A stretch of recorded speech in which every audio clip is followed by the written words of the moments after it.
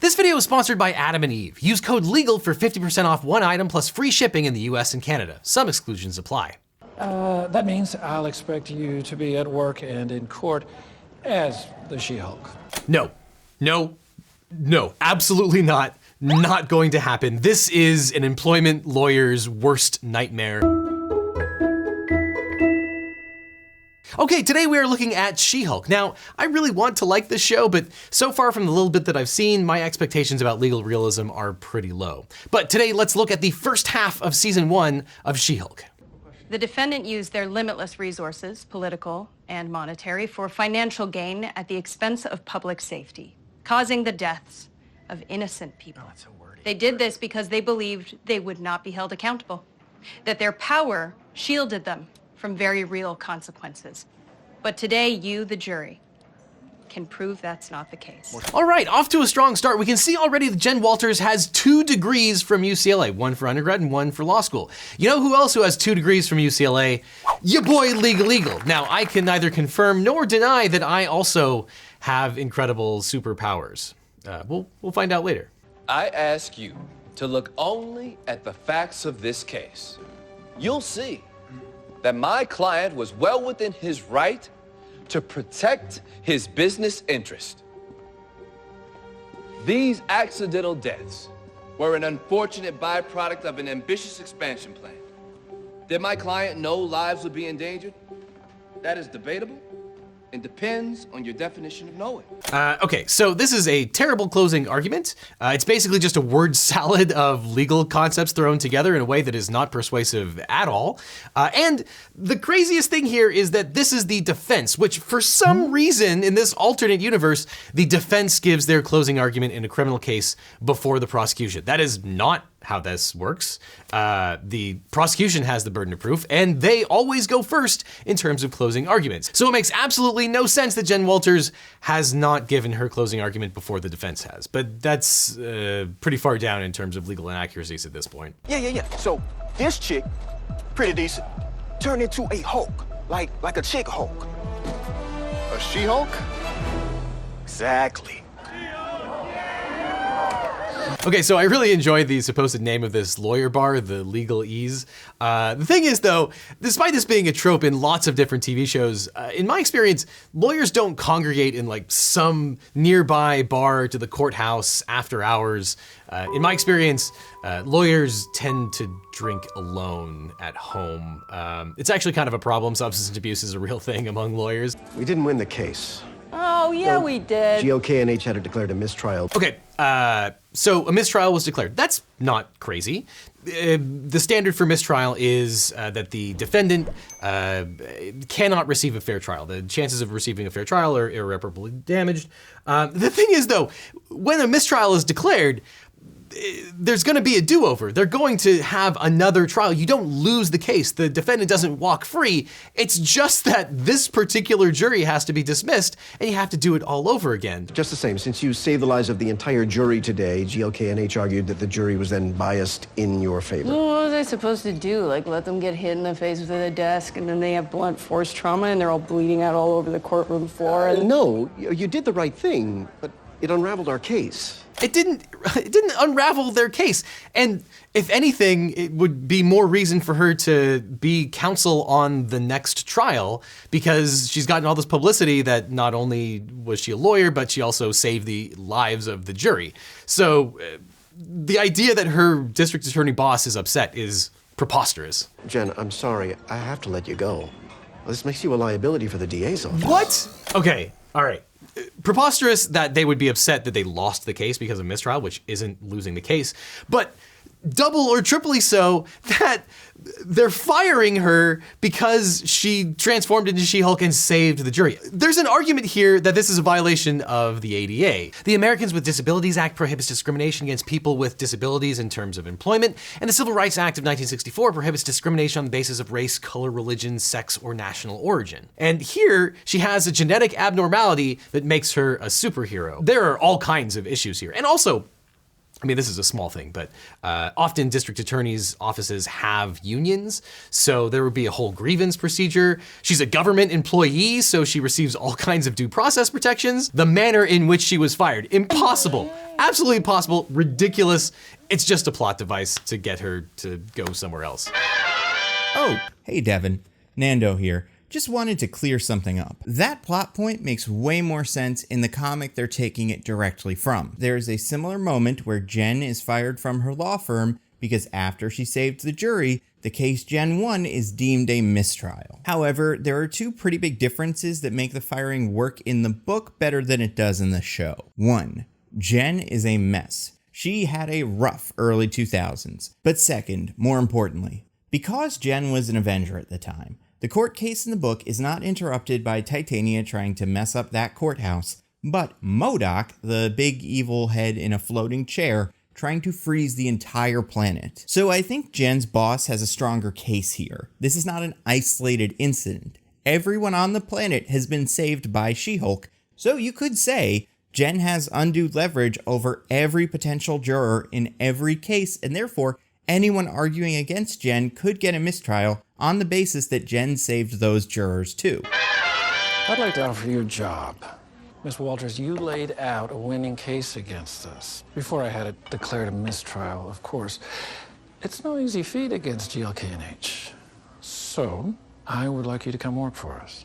Okay, this is slightly less unrealistic, and frankly, I think this probably would happen. In the wake of Jen Walters becoming She-Hulk and saving the entire jury, and presumably having above average legal skills because she went to UCLA Law, I can absolutely see that some law firm would reach out and want to capitalize on that good publicity. So, you know, I think that's a cool idea.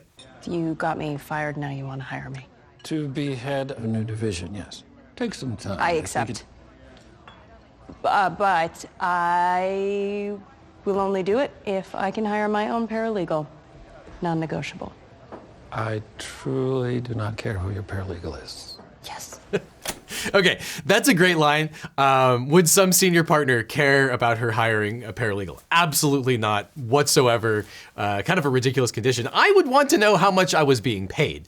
I would want to know if I was a capital or equity partner in the law firm. I would want to know if I get a percentage of the law firm's revenue, because, you know, unclear how much actual lawyering she's going to be able to do. So if they want to capitalize on her notoriety, and there are lots of partners in law firms that don't actually do much practicing, they are there to be rainmakers and get people to come in the door, you know, she should get a percentage of the profits of that law firm.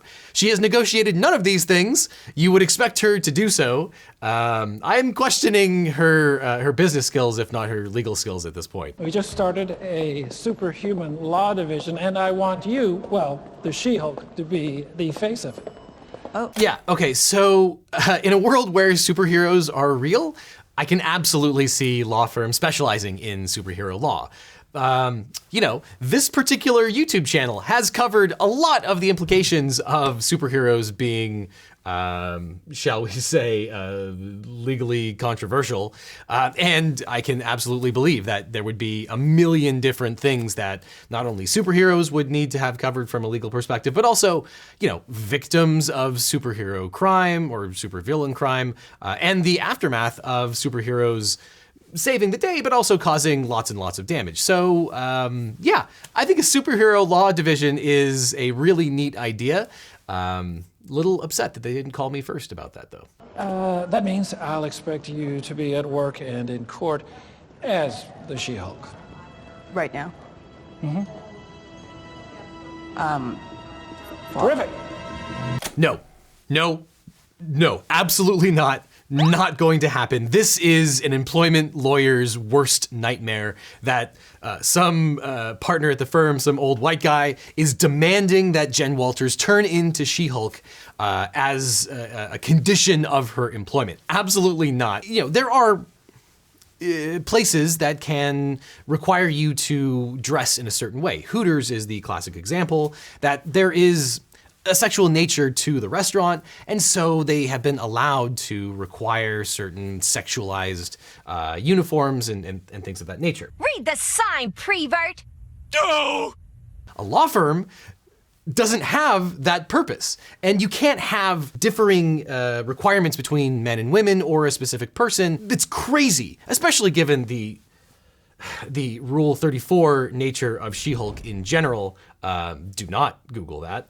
Yeah, I mean, this is not going to fly. Now, arguably, the law firm would say, well, we hired you because you have notoriety as She-Hulk, and we want She-Hulk to be the lawyer. The thing is, everybody knows that her identity of Jen Walters is synonymous with She-Hulk. So I don't think they have a good argument. Mr. Blonsky, I was expecting... Abomination, right? You won't be seeing much of him about. Honestly, I've completely transformed myself.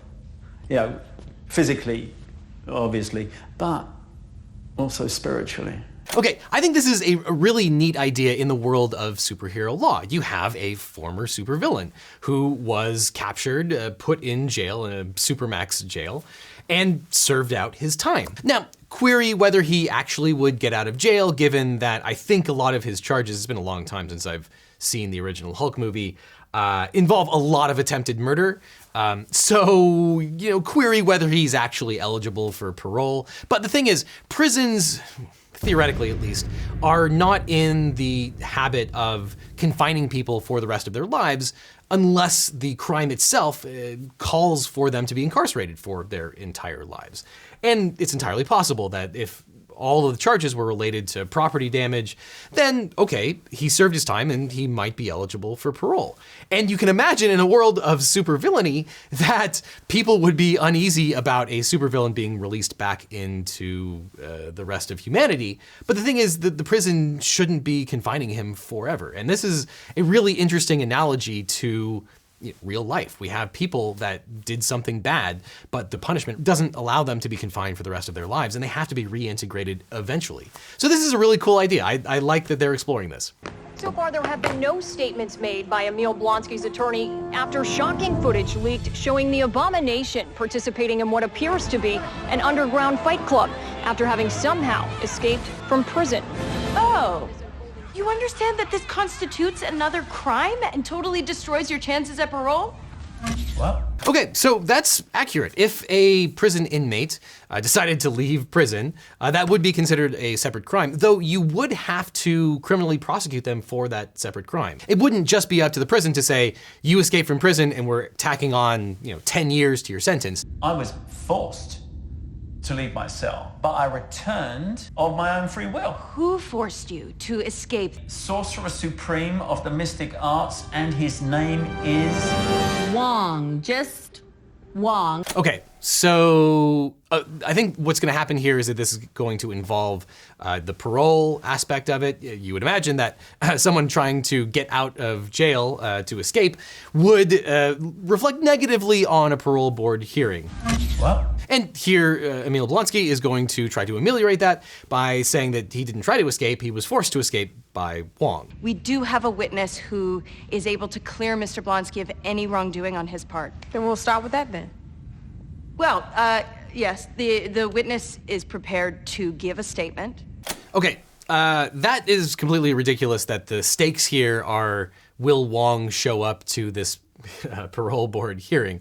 I mean, I imagine what you would do is you would probably want to have him testify in person, but for belts and suspenders, you would get a written declaration from Wong.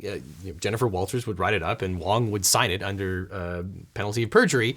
And you would provide that to the prison board so that nothing can go wrong, to make sure that the witness is testifying that he forced Blonsky to escape from prison. This whole thing about Wong, will he show up or not, is totally contrived.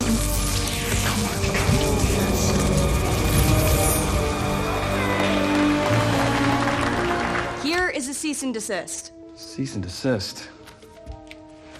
What cease and desist? Okay, so I'm not sure on what basis they can issue a cease and desist to stop Donnie Blaze from using this particular magic. I mean, look, that has never stopped a lawyer from writing a cease and desist letter. We see on the internet all sorts of terrible lawyers write cease and desists. However, dilly-dilly is the motto of our realm. So I guess in this sense, this is just like real life. You have very dubious circumstances in which to force someone to stop doing something that you don't want them to do. And yet the lawyer is writing a cease and desist letter to threaten them. We have filed a complaint and a motion for preliminary injunction against the defendant, citing unfair competition and gross negligence. I must say, Counselor, I am hard-pressed to believe that a magic trick could constitute gross negligence. Well, okay, yeah. There is the question of whether a magic trick can constitute gross negligence, but the bigger issue here is that Wong doesn't have standing to file suit on the basis of negligence. Negligence is a cause of action that requires you to be injured by the act of negligence. So, the young woman who was sent to, the demon realm, she has a cause of action for gross negligence. Wong does not. He's a complete third party. Now, with respect to unfair competition, here, Wong is not engaged in commerce. He's not competing with Donnie Blaze, so that doesn't work either. Also, you would probably just turn this over to the district attorney. You have someone walking around using what is effectively a deadly weapon, engaged in all kinds of nefarious acts. That's probably something the district attorney should probably prosecute here. Do you have any witnesses who can corroborate your claim? Yes, we do, Your Honor. I'm gonna show you my high school dance routine right now. By the way, lack of evidence is not the problem here. You can have tons and tons of evidence, but if you don't have a cause of action that works in the circumstances, this case should be dismissed. And here, this is exactly the kind of case that should be dismissed on a motion to dismiss. I move to dismiss. You cannot copyright magic. No. There is precedent. According to Jen Walters, they're not filing a copyright suit because you can't copyright magic. It's like someone pulled out a legal dictionary, flipped to a random page, threw some words into the script, and then, set it in a courtroom. My client is obviously novating this ridiculous defalcation. This is just a blatant attempt at Nemo debet bis feroxi pro una et idem causa. No further questions, Your Honor. Hello, fellas. Good evening, my lady. Before I send my little friend here back to his own dimension, I was wondering if you would agree to the terms of our cease and desist. Maybe. Fine, okay, we agree. My office will be in touch. Yeah, okay, so, forming a contract while threatening someone with a demon, probably going to constitute duress, and whatever terms they have agreed to is not going to work. Basically, this is the Scoleri brothers joke from Ghostbusters 2. All right! I've seen the order! Case dismissed! Hurry, leave on the case! Now do something! I got a special delivery for one Jennifer Walters. I recognize a process server when I see one. Ha, right. I've got court documents filed by Titania Worldwide, LLC. Okay, I have to say, I really like this joke. Going in the other direction and saying, oh yeah, I totally recognize you're a process server, just give me the papers. So often we hear about people trying to dodge service. There's no point. You're going to be served eventually. It's just driving up court costs. She's suing you for misuse of a trademark. What trademark? She's suing me over the name She-Hulk? But that's my name. Not if she trademarked it first, right? Oh, is that how it works, Your Honor? Yeah. Get out of here. Okay, sorry, thank you. Spoiler, that is not exactly how trademark works. Hopefully we'll talk about that more. I'm so sorry, little child, but the line starts way back there. I don't want to cut. Okay, so this is Titania, who is the supervillain that burst into the courtroom in episode 1 and nearly killed half of the jury by throwing a table at them. Why is she not in jail? She engaged in a whole bunch of counts of attempted murder. What seems to be the issue? You're using my name to sell your trashy products. And you're suing me? Oh, get over it, Jennifer. The name She-Hulk, it's mine. So Titania here is using the mark She-Hulk in commerce with a bunch of makeup products, some of which appear to have dubious efficacy. So that makes sense. To get a trademark, you have to, generally speaking, use that mark in commerce, which I think tees up a really interesting idea in the world of superhero law, because you have all these superheroes who are using a name, but they're not really using it in commerce. They're using it to save people. You can imagine Superman, he would never try to commercially capitalize on the term Superman. Whereas you can imagine a whole bunch of other people would want to capitalize on that. So you can have a situation where someone is using a name, here She-Hulk, in an altruistic way, but someone else is going to be first to market with some product in commerce. And you can only get a trademark if you're using something in commerce. You said you didn't like the name She-Hulk anyways. I don't. Okay. It is just what people have decided to call me. It's not who I am. Okay, so this adds a really interesting wrinkle because trademark is not the end of this discussion.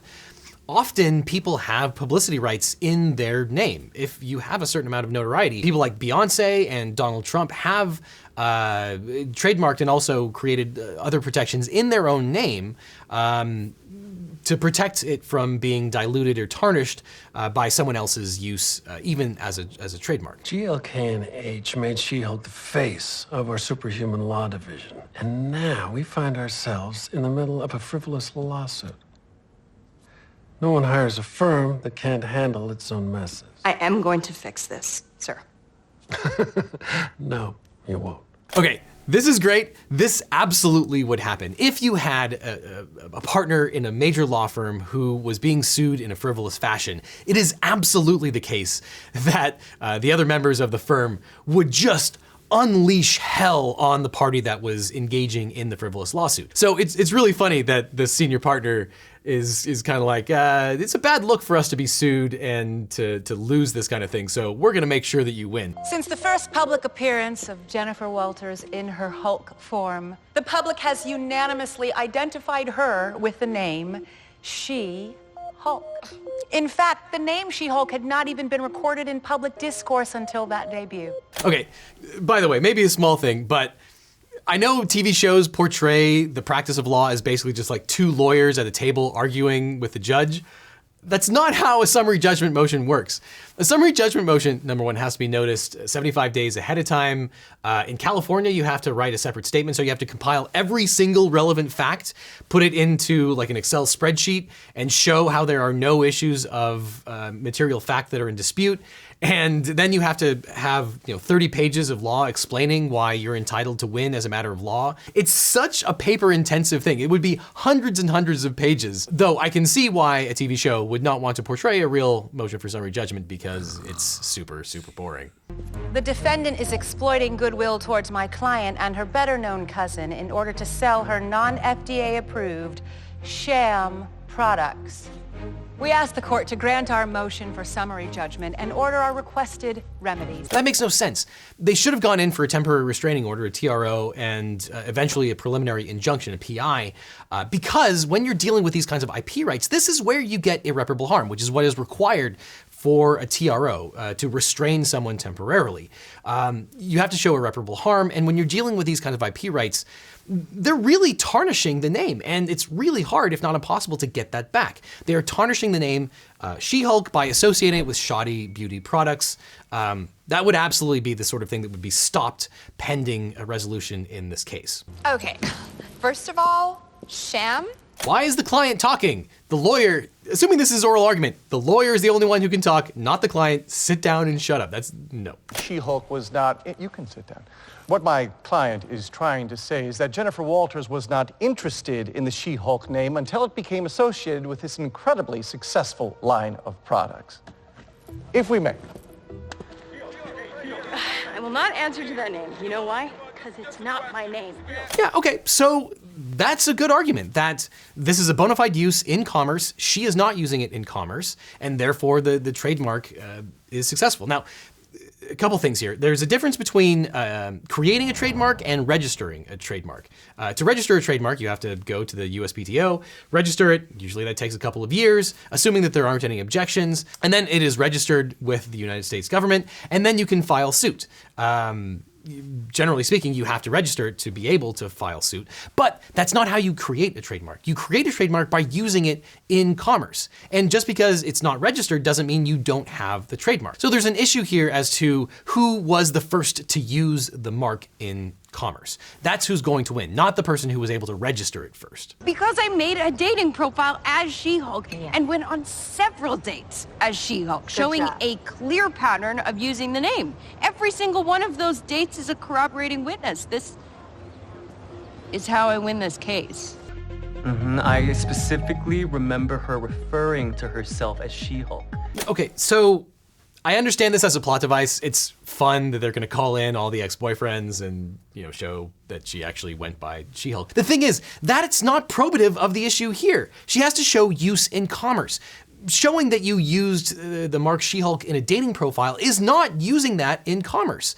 That's not going to help them. So all of these witnesses are completely irrelevant. They should object and never be let into the courtroom. Now, that being said, the best argument that she could make here is that she was hired on the basis of being She-Hulk. And I want you, the She-Hulk, to be the face of it. She has held herself out as She-Hulk, the lawyer. So the evidence that they should use here is calling her clients to the stand, showing that they hired her on the basis of the fact that she was She-Hulk and she was portraying herself as She-Hulk.